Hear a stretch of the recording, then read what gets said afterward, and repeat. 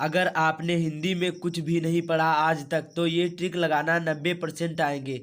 और मैं महत्वपूर्ण आपको बताऊंगा जो बहुत ही इंपॉर्टेंट चीज़ें हैं, केवल वही को देखना है। और ये 20 मिनट का काम है, आप लोग इसे जल्दी से जल्दी इसको तैयार कर लो।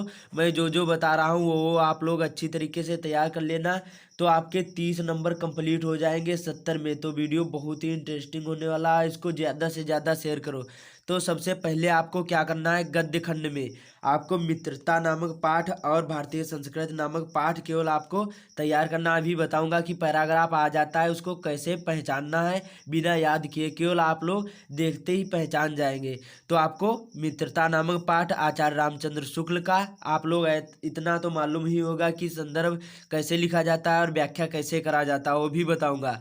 और और भारतीय संस्कृत, ये दोनों पाठों को आप लोग देख लें सरसनी नज़र से। उसके बाद में अब अगला क्या है, और पैराग्राफ पहचानने की ट्रिक अभी बताऊंगा। उसके बाद में गद्य पद्य खंड में, यहाँ पर सॉरी पद्य खंड में आपको क्या करना है, पद्य खंड में सूरदास का पाठ जो पद है, उसके बाद में और तुलसीदास का पाठ जो धनुष भंग है और वनपथ पर है, और बिहारी लाल का जो भक्ति है। ये तीनों पाठों को आप लोग सरसरी नज़र से देख ले। और आपने जो नहीं मालूम है कैसे पहचानना, वो भी अभी बताऊंगा ट्रिक के साथ। तो आपको जल्दी से जल्दी इसको मित्रता, भारतीय संस्कृत और पद और धनुष भंग और वनपथ पर और भक्त, ये आपको तैयार कर लेना है। इसमें 6 नंबर और 6 नंबर कंप्लीट हो जाएंगे, आपने अभी तक कुछ भी नहीं पढ़ा तब भी। उसके बाद में संस्कृत खंड में आप लोग देखो, ये भी 4 नंबर का पूछा जाता है। संदर्भ करना होता है और अनुवाद आप लोग वैसे भी लिख देंगे जैसे लिखा होगा अपने शब्दों में, तब भी आपको नंबर तो कुछ मिलेंगे। और आप लोग कॉपी को जरूर ही भरना है। तो यहाँ पर पहला है वाराणसी, आपको पाठ देखना है और भारतीय संस्कृत, ये भी बताऊंगा कि अभी कैसे आपको पहचानना है जैसे आपने कुछ भी नहीं पढ़ा तो। उसके बाद में अब व्याकरण में बहुत ही इंपॉर्टेंट, ये 3 नंबर का होता है और इसमें बहुत ही सिंपल है। उपसर्ग में, उपसर्ग के पहले, किसी शब्द के पहले आपको कोई शब्द जोड़ना होता है। जैसे ये शब्द पूछे जाते हैं वहाँ पर आपको जोड़ना होता है। जैसे अधिका, अधिकार हो गया, कोई भी आ जाए। उसी प्रकार अन्न का, और उसी प्रकार आ का अनाज हो गया, और उसी प्रकार उप का उपकार हो गया। इसी प्रकार मतलब शब्द के पहले, कोई शब्द के पहले आपको उपसर्ग में जोड़ना होता है। जैसे परि का परिवार हो गया ऐसे। और प्रत्यय में शब्द के आखिरी में जोड़ना होता है। जैसे ये इसमें लिखाता, पढ़ाता, वट, जैसे सजावट, गिरावट, चिल्लाहट। उसकी और उसके बाद में आई में पढ़ाई लिखाई, और उसी प्रकार हट में चिल्लाहट, घबराहट। उसी प्रकार इसमें पन, बचपन।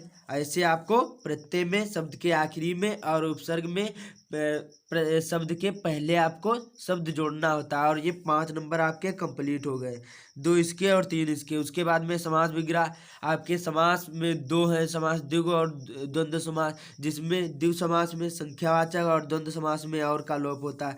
जैसे नवग्रह में आप लोग यहाँ पर नवग्रह में द्विगु समास होता है, और जिसमें माता, माता और पिता में, पिता में यहाँ पर द्वंद्व समास होता है। इसमें ये बीच में माइनस का चिन्ह लगा होता है जिसको हम योजक चिन्ह कहते हैं।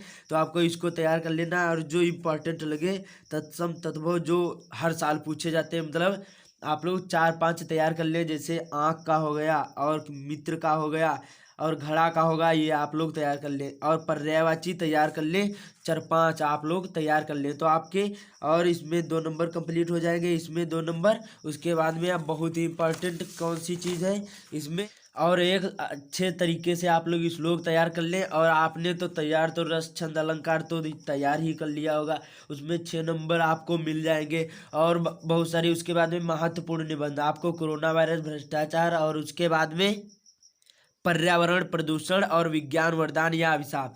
तो आपको निबंध कैसे लिखना है, केवल आपको जैसे कोरोना वायरस में बचने के उपाय कैसे फैलता है, आपको हेडिंग डालना है। और उसी आपको मेन चीज़ हेडिंग याद कर लो, इसकी भी और इसकी भी, इसकी भी। पूरा याद नहीं करना है, आपको जो मन में आए वो लिख देना है, कॉपी को पूरा लिखना है। अच्छे से अच्छे नंबर आएंगे। अब बता रहा हूँ कि कैसे आपको पहचानना है।